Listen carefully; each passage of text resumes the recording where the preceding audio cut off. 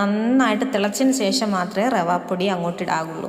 അപ്പോൾ നിങ്ങൾക്കിപ്പോൾ തോന്നും ഇതിനകത്ത് ഒരുപാട് വെള്ളമാണല്ലോ എന്ന്, പക്ഷേ അല്ല, അത് കറക്റ്റ് വേവാനുള്ള വെള്ളം മാത്രമേ ഉള്ളൂ. അപ്പോൾ വെള്ളം നമ്മൾ കുറച്ചധികം വെച്ച് വേവിക്കുകയാണെന്നുണ്ടെങ്കിൽ നല്ല സോഫ്റ്റായിട്ട് വരും. പിന്നെ നമ്മുടെ ഉപ്പുമാവിൻ്റെ എനിക്ക് പ്രധാനമായിട്ടും തോന്നിയത് ഉപ്പുമാവ് ഏറ്റവും ബെറ്ററായിട്ട് നല്ല സോഫ്റ്റായിട്ട് വരണം എന്നുണ്ടെങ്കിൽ നന്നായിട്ട് നമ്മളിത് ഇതുപോലെ സമയം എടുത്തൊന്ന് ഇളക്കി കൊടുക്കണം.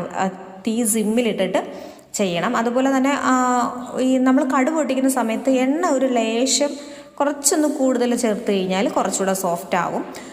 ആ സമയം കൊണ്ട് ഞാൻ എന്ത് ചെയ്തു, അപ്പുറത്ത് അടുപ്പയിൽ വെച്ചിട്ട് പപ്പടം പൊള്ളിച്ച് വരുന്ന സമയം കൊണ്ട് തന്നെ നമ്മുടെ ഉപ്പുമാവ് നന്നായിട്ട് വെന്തൊരു പരുവമായിട്ടുണ്ട്.